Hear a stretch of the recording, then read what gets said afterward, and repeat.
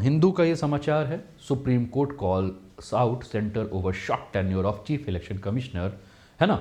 अब न्यूज़ क्या है इसको समझना है। अब इस न्यूज़ को अगर आप बड़े ध्यान से देख रहे हैं दोस्तों, तो कल आप लोगों ने पेड बैच जो था तक्षशिला पर, उस पर कल आप लोगों ने सुप्रीम कोर्ट के बारे में पढ़ा और आपने जाना कि सुप्रीम कोर्ट है क्या।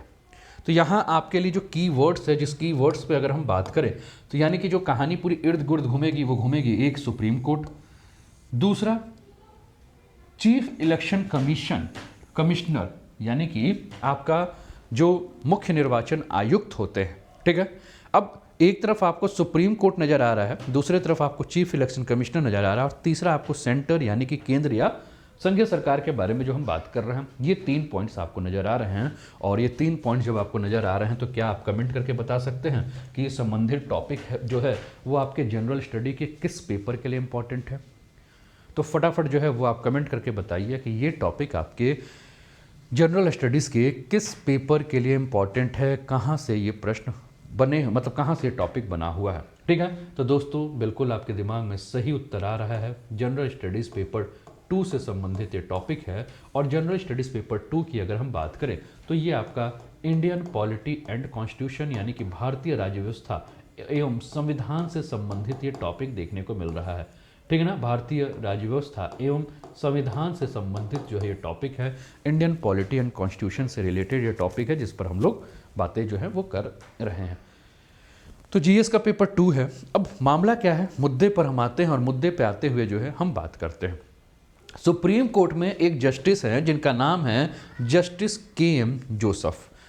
कल जस्टिस जे.एम. जोसेफ जो है ना वो बड़े गुस्से में हो गए थे। गुस्सा क्यों था? क्योंकि इन्होंने ये कहा कि देखिए ये चुनाव आयुक्त की जो नियुक्ति हो रही है ना, इस चुनाव आयुक्त की जो नियुक्ति पर जो संवैधानिक रूप से जो चुप्पी का फायदा उठाना जो है ये एक परेशान करने वाली परंपरा है, ठीक है ना। अब हुआ क्या दोस्तों कि मुख्य निर्वाचन आयुक्त की जो है और चुनाव आयुक्तों की है नियुक्ति हो रही है। अब मुख्य निर्वाचन आयुक्त और जो भी आपके चुनाव आयुक्त हैं इनकी जब नियुक्ति हो रही है तो सुप्रीम कोर्ट जो है वो बड़ा टेंशन में आ गया।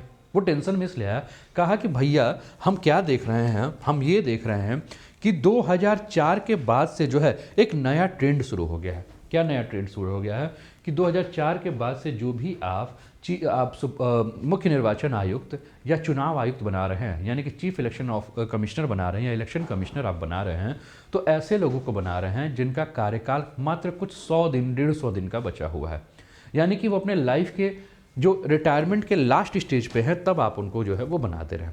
और इस प्रकार से अगर आप कर रहे हैं तो ये उचित कानून के अभाव में जो है वो सरकार के जो एक मंसूबे हैं, ठीक है ना, इन मंसूबों का समझ में आ रहा है कि सरकार क्या कर रही है कि कहीं ना कहीं जो है कि कानून के अभाव में जो है वो गलत तरीके से जो है इसका फ़ायदा उठा रही है। और ये प्रक्रिया 2004 से अगर चल रही है और अभी 2012 है तो यानी कि 18 वर्षों से अगर हम बात करें तो 18 वर्षों से एक गलत परंपरा जो है वो शुरुआत हो चुकी है।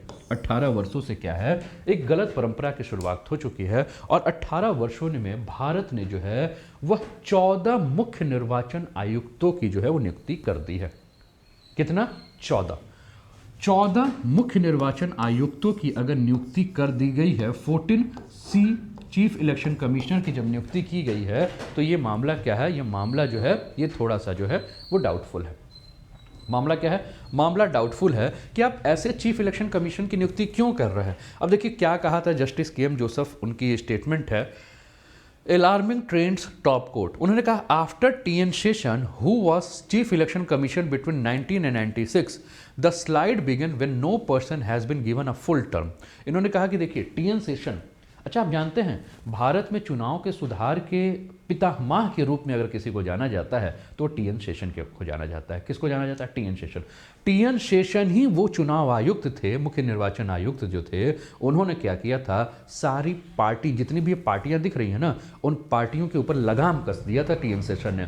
बिलबिला जाते हैं नेता, ये जितने भी मंत्री नेता ये सब चुनाव जो लड़ रहे हैं ना आजकल, इनके ऊपर जो कायदे कानून जो चल रहे हैं वो टी.एन. शेषन का जो चाबुक चला था ना 90 से 96 के बीच में, नहीं तो ये तो राजनीतिक पार्टियां जिसको जो मन करता था वो कर देती थी, जैसे मन करता था वैसे चुनाव लड़ती थी। लेकिन टी.एन. शेषन ने कहा ना कि भैया नियम कानून से ही अब चुनाव लड़ोगे। तो कहा जाता है कि टी.एन. शेषन जैसा कोई कठोर जो है वो निर्वाचन आयुक्त जो है वो तो बना ही नहीं है ना। और 96 यानी कि 90 से लेके 96 तक। और एक चीज़ और भी, ये बहुत ही टीएन शेषन से कंपेयर करना अपने आप में जो है वो बहुत बड़ी बात है ना। सीधे जो जस्टिस जोसेफ साहब हैं उन्होंने सीधे ये कहा कि भैया भूल जाओ, तुम लोग टीएन शेषन की तरह कुछ ला ही नहीं सकते हो, एक बहुत बड़ी बात है ना। तो कुल मिलाकर इन्होंने सीधे एक बात कही। क्या बात कही इन्होंने? जो पूरी की पूरी बात कही, ठीक है ना। इसमें जो इन्होंने कहा वो सीधे जो इनका स्टेटमेंट था, ठीक है, उस स्टेटमेंट को अगर हम बात करें तो इन्होंने कहा कि देखिए, भारतीय संविधान को लागू हुए 72 साल हो गए, ठीक है ना, लेकिन अभी तक चुनाव आयुक्तों की जो नियुक्ति है उसके लिए कोई कानूनी प्रक्रिया ही नहीं बनी है कि चुनाव आयुक्त की नियुक्ति आप कैसे कर रहे हैं। बात को मेरे एकदम बड़े ध्यान से समझिएगा। और संविधान सभा जब संविधान का निर्माण कर रही थी तो इसको लेकर संसद में कानून बनाए गए थे, ठीक है ना, लेकिन 72 साल संविधान लागू हो गए, इसको लेकर किसी भी प्रकार की कोई कानून नहीं बने, ठीक है। किसने कहा था? जस्टिस के.एम. जोसेफ ने सुप्रीम कोर्ट में कल ये तल्ख टिप्पणी की है, कल ये बखिया उधेड़ी है। इन्होंने कहा, after T N Seshan who was chief election commission 1990 to 1996 the slide began when no person has been given a full term, ठीक है ना। What the government has been doing is that because it known that date of birth is ensured that anyone who is appointed as the chief election commission does not get his full 6 year। देखिए, chief election commission का जब कार्यकाल के बारे में हम जानते हैं तो हम क्या जानते हैं कि चीफ इलेक्शन कमीशन का जो कार्यकाल होता है वो कितना होता है? 6 साल का होता है। और कहा जा रहा है कि एक टीएन शेषन साहब ही थे जो 90 से लेकर 96 तक जो है अपना पूरा जो है वो कार्यकाल जो है इन्होंने निभाया है। बाकी जितने लोग हैं वो तो आए और गए। Be it the UPA government और this government, this has been trend. अब इन्होंने कहा कि देखिए, 2004 के बाद से चाहे यूपीए की गवर्नमेंट थी या अभी एनडीए की गवर्नमेंट है, 18 साल से जो है ये तो एक प्रक्रिया चल चुकी है, एक ट्रेंड चल चुकी है। किस चीज़ का ट्रेंड चल चुका है? किस चीज़ की प्रक्रिया? कि अपने हिसाब से हम क्या करें कि नियुक्त करें और एक वो अपने कार्यकाल को जो है वो क्या है पूरा ना कर पाएँ, ये एक प्रक्रिया चल गई है। This is how the silence of the constitution can be exploited. उन्होंने कहा कि देखिए, ये जो संविधान जो है, इस संविधान में जो ये शांत रहने की प्रवृत्ति है ना, या संविधान में कानून ना बनाने की जो बात है वो इसका गलत फायदा उठा रहे हैं। There is no law no check, मतलब कहा कोई कानून नहीं है, कोई एक प्रक्रिया नहीं है कि इसको नियंत्रित करने की। Every one has use it to their interest, तो सभी व्यक्ति जो है वो अपने सुविधा के अनुसार, अपने फायदे के हिसाब से जो है इसका दुरुपयोग कर रहे हैं। Pick up someone and give him a highly truncated tenure, का किसी को भी उठाइए और उसको क्या कर दीजिए, उसको ये जिम्मेदारी पकड़ा दीजिए। He is obligated does your binding, we are not saying so but it look like that. तो हो क्या रहा है, किसी को भी उठाइए और उसको क्या कर दीजिए कि आप उसको ये पकड़ा दीजिए, और वो क्या हो जा रहा है, एकदम कृतज्ञ हो रहा है आपका, है ना, ऑब्लाइज्ड हो जा रहा है आपका, कृतज्ञ हो जा रहा है, ठीक है। तो ये पूरी इन्होंने बात कही है। अब बात को समझिएगा, अगर सुप्रीम कोर्ट की, ये बहुत छोटी मोटी बात नहीं है दोस्तों, एक संवैधानिक संस्था दूसरे संवैधानिक संस्था के ऊपर सीधे उंगली कर रहा है और उसके लिए सरकार से प्रश्न पूछ रहा है, तो ये छोटी मोटी बात नहीं है ना। तो सिंपल सी जो पूरी की पूरी बात है, सुप्रीम कोर्ट में जो मुख्य निर्वाचन आयुक्त और चुनाव आयुक्त की नियुक्ति को लेकर जो संविधान की जो चुप्पी है और कानून की जो कमी है, उसी का जो है ऊपर जो है ये पूरा का पूरा टिप्पणी है। और कहा कि देखिए, ये जो पूरा का पूरा एक नया परंपरा आपने बनाया है ना, जो नया रवैया बनाया है, इस रवैया के कारण आप चुनाव आयोग के ऊपर जो है एक शोषण करने की प्रवृत्ति कर रहे हैं, आप एक परेशान करने वाली परंपरा की शुरुआत कर रहे हैं। सुप्रीम कोर्ट में 5 जजों की जो है वो संवैधानिक बेंच जो बैठी थी, और 5 जजों की संवैधानिक बेंच में संविधान के अनुच्छेद 324 का जो है वो हवाला दिया था। अनुच्छेद 324 के बारे में अगर हम बात करें तो ये अनुच्छेद जो है वो चुनाव आयुक्तों की नियुक्ति से संबंधित है। आर्टिकल 324, आपको याद होगा कि आर्टिकल 324 क्या है, किससे संबंधित है, आपका चुनाव आयुक्तों की नियुक्ति से संबंधित ये आर्टिकल है।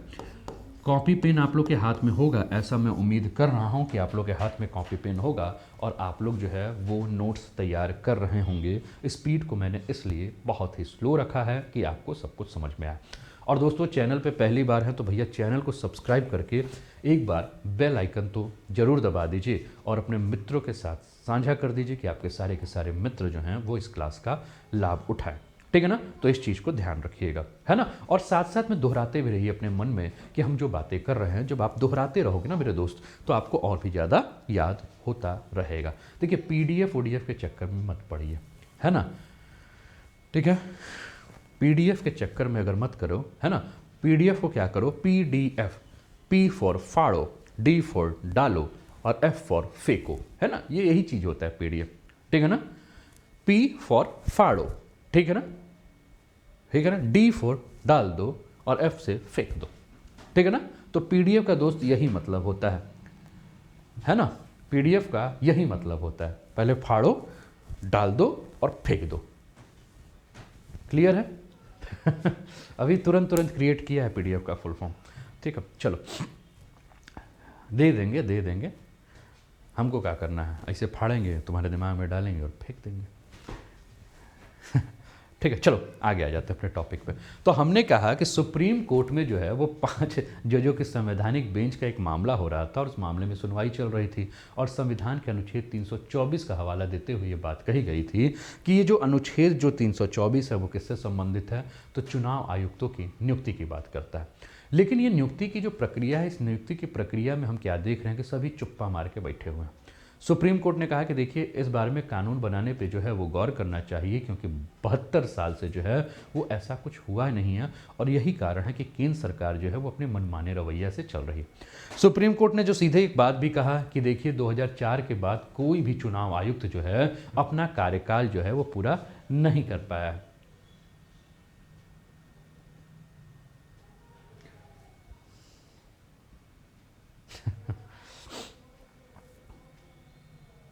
अरे दे देंगे, टेंशन मत पालो, है ना। चलिए, सुप्रीम कोर्ट ने कहा कि देखिए यूपीए ने जो है वो 10 साल तक जो है वो अपना कार्यकाल चलाया और 10 साल में 6 मुख्य चुनाव आयुक्तों को जो है वो बनाया।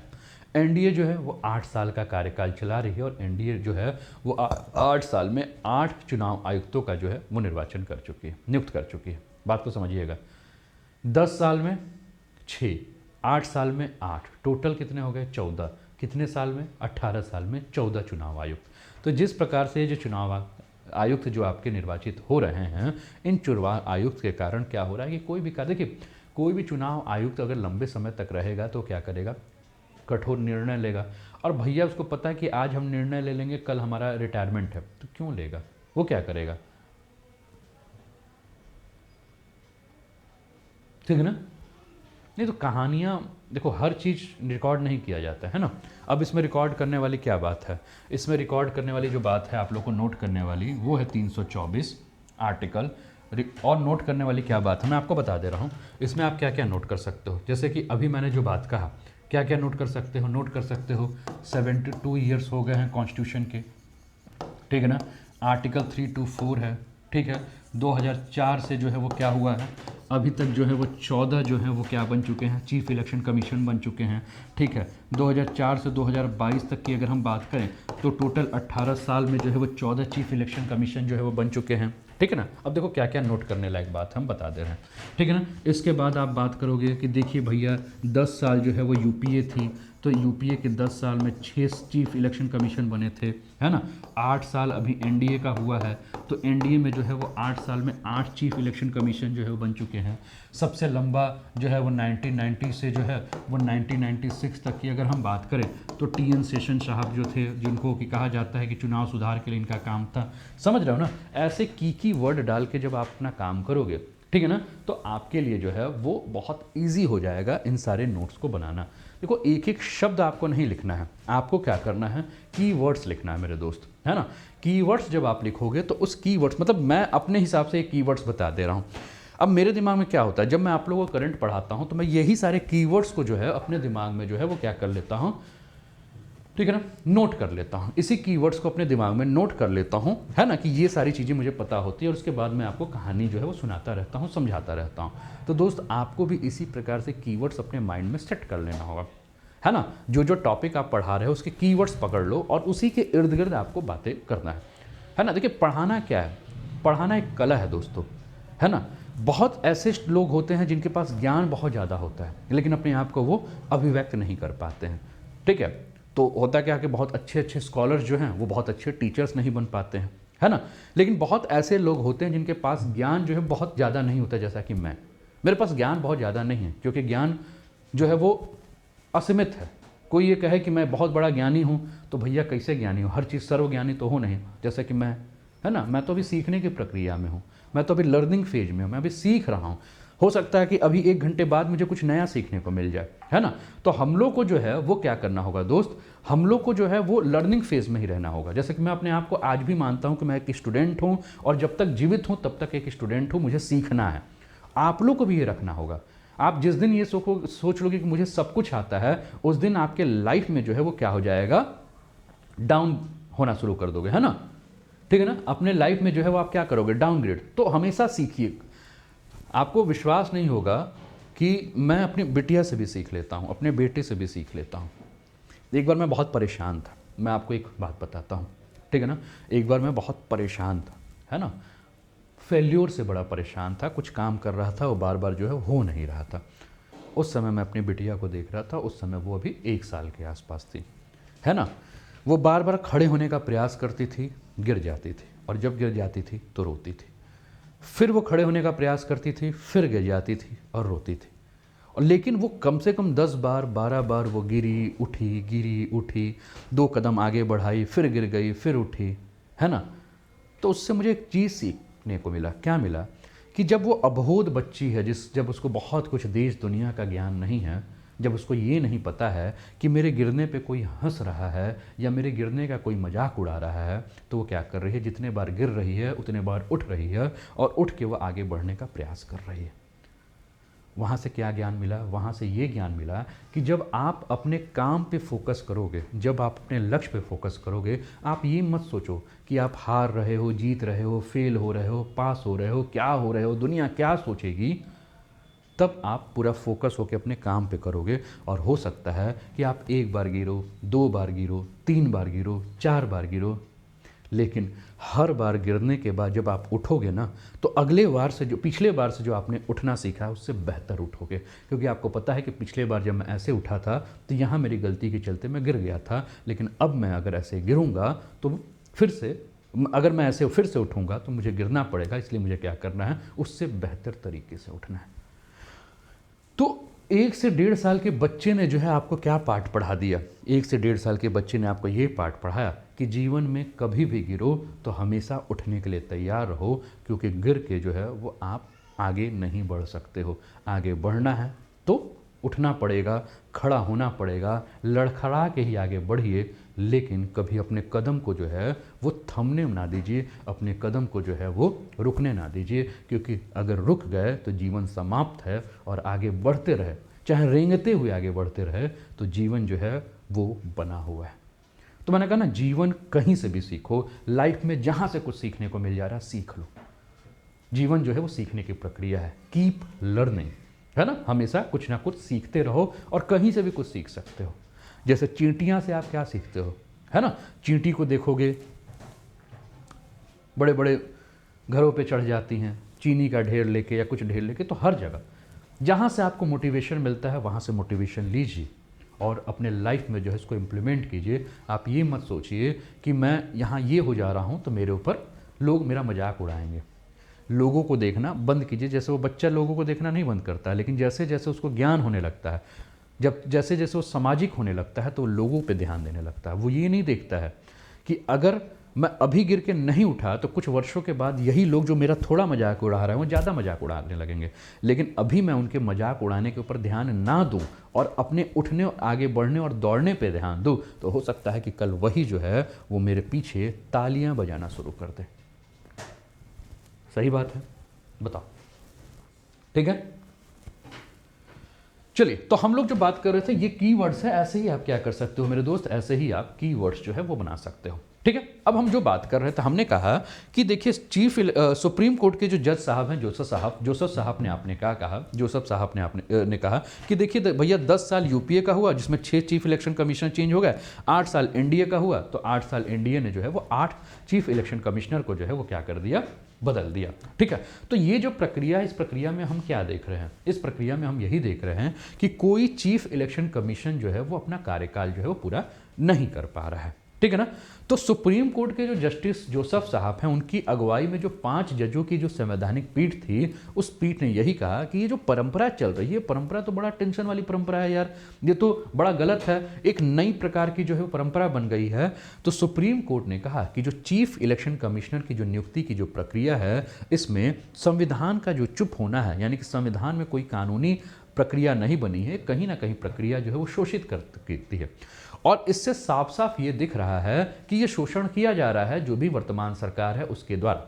सुप्रीम कोर्ट ने एक बात और भी कहा कि देखिए, इस तरह से अगर कानून नहीं बनाया जाए तो ये बहुत लंबा नहीं चलेगा, आगे आने वाली सरकार जो है उसको क्या करेंगे, अपने अपने हिसाब से जो है वो क्या करेंगे, अपने अपने हिसाब से जो है वो उसको पलटेंगे, ठीक है ना।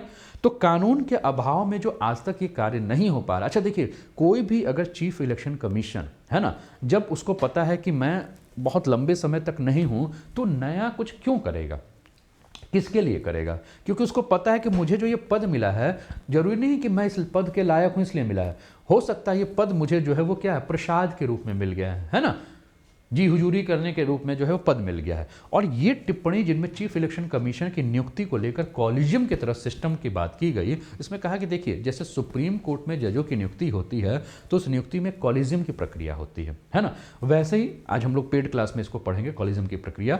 तो कहा कि वैसे ही क्यों ना चीफ इलेक्शन कमीशन की नियुक्ति में जो है वो कॉलेजियम की प्रक्रिया किया जाए, ठीक है ना। और इन्होंने कहा कि देखिए, इलेक्शन कमीशन जो है वो संवैधानिक संस्था है, तो ये जो संवैधानिक जो संस्था है, उस संस्थान के मुखिया के तौर पर चीफ इलेक्शन कमीशन की जो नियुक्ति होती है, उसको कार्यकाल को जो है वो क्या करना चाहिए, पूरा कर देना चाहिए। क्योंकि अगर आप खंडित कार्यकाल, अब थोड़ा सा आप देखो, 8 साल में 8 चीफ इलेक्शन कमीशन है ना, यानी कि 2014 से लेकर 2022 तक की अगर हम बात करें तो 8 लोग हैं। अब बताओ भैया, 8 लोग 8 साल में क्या कर पाएंगे, है ना।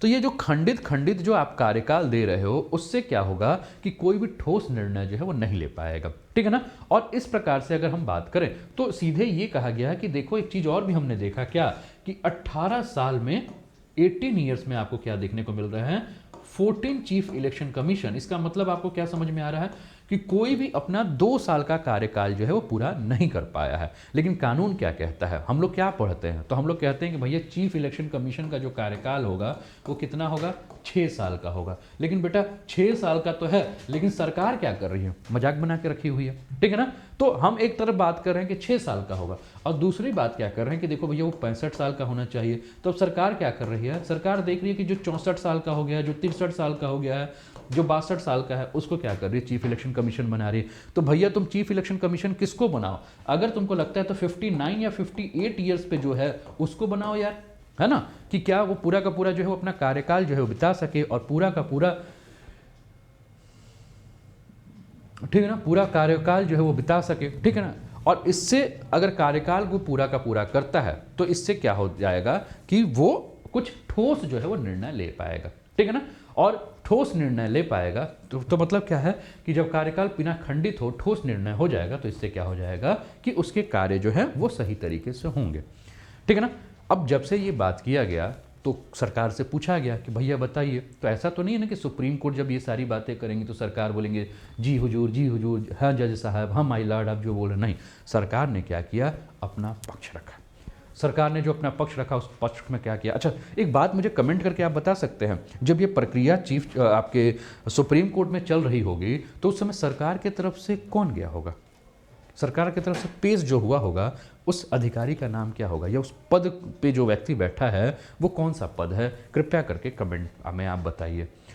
केंद्र सरकार की तरफ से सुप्रीम कोर्ट में केंद्र सरकार का रिप्रेजेंटेटिव बनकर, प्रतिनिधि बनकर कौन गया होगा, या कौन से पद पे बैठा हुआ व्यक्ति गया होगा, है ना। आप बस उस पद का नाम बता दीजिए जिसको कि आपने पढ़ा हुआ है ना, आर्टिकल के साथ पढ़ा हुआ है, कृपया करके कमेंट करके बता दीजिए, है ना।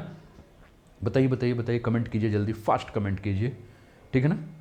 अटॉर्नी जनरल ऑफ इंडिया, बहुत बढ़िया, ठीक है। तो सुप्रीम कोर्ट में केंद्र सरकार की ओर से पेश कौन हुआ था, अटॉर्नी जनरल ऑफ इंडिया। और अटॉर्नी जनरल ऑफ इंडिया इस समय हैं कौन, तो अटॉर्नी जनरल ऑफ इंडिया इस समय हैं, कमेंट कर दीजिए जब तक मैं ये बोल रहा हूँ कमेंट कर दीजिए, और जब तक आप कमेंट कर रहे होंगे तब तक हम बता दे रहे हैं उनका नाम है अटॉर्नी जनरल ऑफ इंडिया का आर वेंकट रमानी। तो आर वेंकट रमानी जो है वो सुप्रीम कोर्ट में जो है वो कहाँ से पेश हुए, सरकार की तरफ से पेश हुए, और उन्होंने कहा कि देखिए ये जो मौजूदा प्रक्रिया है ना, इस मौजूदा प्रक्रिया के तहत मुख्य चुनाव आयुक्त और चुनाव आयुक्त की जो नियुक्ति है वो राष्ट्रपति करते हैं, और उसे गैर संवैधानिक नहीं कहा जा सकता है, कोर्ट उसे निरस्त नहीं कर सकती है, ठीक है ना। संविधान सभा ने इसी मॉडल को स्वीकार किया था, और ऐसे में शीर्ष अदालत ये नहीं कह सकता है कि ये जो मौजूदा मॉडल है वो इस प्रक्रिया पर विचार करने की जरूरत है। और एक बात मैं आपको बताऊं, कहीं नोट कर लेना मेरे दोस्त, ये बहुत ही ज़्यादा इम्पॉर्टेंट टॉपिक बन चुका है, बहुत ही ज़्यादा चर्चा का विषय बन चुका है। आपको इस पर डिटेल जानना होगा कि क्या किसी भी संवैधानिक संस्था के ऊपर कोर्ट जो है सरकार से कह सकती है कि आपको इस पर विचार करने की आवश्यकता है। क्यों? क्योंकि यहाँ आप क्या देख रहे हैं, एक तरफ विधायिका या कार्यपालिका और दूसरी तरफ न्यायपालिका। कुछ दिख रहा है? कुछ समझ में आ रहा है? कुछ समझ में आ रहा है? बिल्कुल महान्यायवादी, कुछ समझ में आ रहा है? कुछ ना कुछ हो रहा है गड़बड़। कोर्ट कहाँ घुस रहा है, ठीक है ना। तो आर वेंकट रमानी जो कह रहे हैं वो क्या कह रहे हैं, आर वेंकट रमानी सीधे कह रहे हैं कि भैया राष्ट्रपति करता है, और ये कोई गैर संवैधानिक संस्था नहीं है, है ना। ये क्या है, संवैधानिक संस्था है, और मॉडल ही यही बना हुआ है, ठीक है ना। अब कोर्ट ज़्यादा 3-5 करेगा तो क्या होगा, बोलेंगे ठीक है बेटा तुम्हारा जो है ना ये भी संवैधानिक संस्था है, आओ यहाँ भी जो है वो सरकार जो है विचार करेगी, प्रक्रिया जो है। अब इस बारे में सीधे कहा गया, अच्छा इन्होंने इसके अलावा ये भी कहा कि संविधान में कोई प्रावधान नहीं है जिनकी व्याख्या की जाए, और इस दौरान जस्टिस जोसेफ जो है वो जब ये पूरी बात सुन रहे थे तो उन्होंने जस्टिस जोसेफ ने कहा कि देखिए भैया ठीक है अटॉर्नी जनरल साहब आपकी बात हम समझ रहे हैं, लेकिन एक बात बताओ यार, संविधान को बने हुए 72 साल हो गए, लेकिन ये बताओ यार कि अभी तक ये चुनाव आयुक्तों की जो नियुक्ति की जो प्रक्रिया है इसको कानूनी प्रक्रिया क्यों नहीं बनाया है। संविधान सभा तो ये चाहती थी ना कि संसद जो है इसको लेकर कानून बनाए, और जो पार्टी पावर में आती है वो तो वही करेगी ना अपने पावर के हिसाब से, है ना। तो ये पावर के हिसाब से कुछ करेगी यार, तो एक जगह 65 साल और 6 साल 65 साल की उम्र और 6 साल की बात हो रही है, और तुम लोग भैया 8 साल में 8 लोग को जो है वो कुर्सी पे बैठा के हटा दिए हो। तो ऐसा नहीं है, आप लोग को लगता नहीं कि गलत है? प्रश्न है कि क्या आपको लगता नहीं है? केंद्र सरकार से पूछा जा रहा है, केंद्र सरकार के रिप्रेजेंटेटिव पहुंचे थे, कौन, वेंकट रमानी जो हमारे अटॉर्नी जनरल ऑफ इंडिया है, उनसे पूछा गया महान्यायवादी से कि आप खुद बताओ कि सही है, इस पर कुछ सोचना चाहिए ना, आपको कुछ ऐसी नीति बनानी चाहिए जो कि लोकतांत्रिक हो, और लोकतंत्र में चुनाव के जरिए जैसे सरकार बदलती है वैसे सोचना होगा। क्यों? क्योंकि आपको पारदर्शिता रखना होगा, आपको शुद्धता रहना होगा, और पारदर्शिता और शुद्धता रखोगे तो वही तो संविधान के मूल ढांचे के हिसाब से है। जस्टिस जोसेफ ने कहा कि ठीक है जनरल साहब, अटॉर्नी जनरल साहब आपकी बात हम मानते हैं, है ना, कि चलो भैया राष्ट्रपति करता है, सब कुछ है, लेकिन क्या समय के साथ साथ इस पर समीक्षा करने की ज़रूरत है कि नहीं ज़रूरत है, ठीक है ना। अगर संविधान के मूल ढांचे का हिस्सा है तो फिर तो ये जरूरी है कि इस पर कोर्ट समीक्षा करे। जुडिशियल रिव्यू पावर किसके पास पावर है?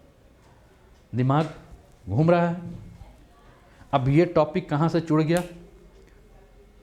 पॉलिटी का टॉपिक है, करेंट इशू है, पॉलिटी से जुड़ गया, बात बन गई। कैसे पॉलिटी से जुड़ गया टॉपिक, समझ में आया?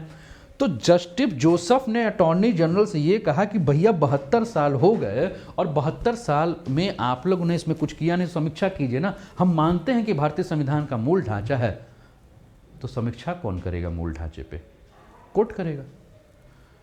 और सुप्रीम कोर्ट ने एक लाइन और भी कही जोसेफ साहब ने कि डॉक्टर अंबेडकर साहब ने संविधान सभा की बैठक में ये कहा था कि अनुच्छेद 324 जो है वो आने वाली पीढ़ियों के लिए जो है वो सिरदर्द साबित होगा, है ना। और अनुच्छेद 324 किससे संबंधित है? चुनाव आयुक्त और मुख्य निर्वाचन आयुक्त के नियुक्ति को लेकर, बात समझ में आ रही है ना? तो अदालत ने अटॉर्नी जनरल से कहा कि वो कोर्ट को अवगत कराए कि चुनाव आयुक्त और मुख्य चुनाव आयुक्त की नियुक्ति के लिए आप कौन सी प्रक्रिया अपनाते हो, कौन से मैकेनिज्म को फॉलो करते हो, आप बताओ तो भैया करते क्या हो। तो सुप्रीम कोर्ट में जब ये पूरी की पूरी जब बातें हुई, कल की बातें हैं, तो कहा कि ठीक है चलो भैया बुधवार को जो है इस पर चर्चा करेंगे, ठीक है ना। अच्छा, ये पूरा का पूरा मामला क्या है?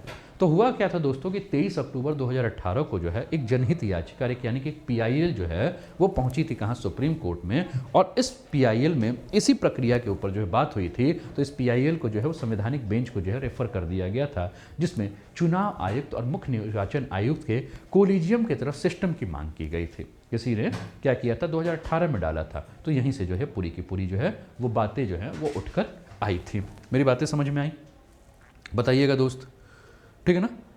अब थोड़ा सा हम लोग को क्या करना है, अब ये आप देख रहे होंगे आपके स्क्रीन पर जो है वो दिया होगा इलेक्शन कमीशन ऑफ इंडिया का काम क्या है, ठीक है ना। तो division of constituency, preparing up to date list of the valid voters, notified dates and schedules of elections, preparing up to date list of all valid voter, declare the election result, fix and limit the election expenses and code of conduct, scrutiny of nomination paper, settle down dispute referred by the president। ये सारी प्रक्रिया जो है वो election commission of India की है। अब भारतीय संविधान के जो अनुच्छेद हैं, आपको अनुच्छेद 324 से लेकर अनुच्छेद 327 तक की हम लोग जो है वो बात करते हैं। 324 से लेकर 327, है ना। थोड़ा सा ध्यान से रखिएगा, बहुत ही इंपॉर्टेंट टॉपिक है दोस्त, बहुत ही ज़्यादा इंपॉर्टेंट है, क्योंकि क्वेश्चन यहाँ से 1000% जो है वो बनने वाले हैं, चाहे आपके मेंस हो चाहे प्री हो। आर्टिकल 324 क्या कहता है? Election commission of India control and direct the preparation of electoral roll for all election. Article 325 क्या कहता है? One general election rule for every territory constituency, no discrimination on ground of religion, race, caste and sex. Article 326 क्या कहता है? Registration of person as voter in any election having 18 year of age and not disqualified under the constitution. Article 327 क्या कहता है? Enacted 2 act for all the matter related to election, representation of people act 1950 और representation of people act 1951, ठीक है। इसके अलावा बात करते हैं तो अगले न्यूज़ पर हम आते हैं, ठीक है। कैसा लगा ये न्यूज़ जरूर बताइए। चैनल पे पहली बार है तो भैया चैनल को सब्सक्राइब करके बेल आइकन भी दबा दीजिए, मित्रों के साथ शेयर भी कर दीजिए। वीडियो को लाइक नहीं किया तो लाइक कर दीजिए, 2 बार मत कीजिएगा, लाइक हट जाएगा। ज़्यादा से ज़्यादा शेयर भी कीजिए। कैसी लगी ये क्लास जरूर बताइए, बहुत ही डिटेल में बहुत सारी चीज़ों को आपको समझाने का मैंने एक प्रयास किया है, जल्दी बताइए।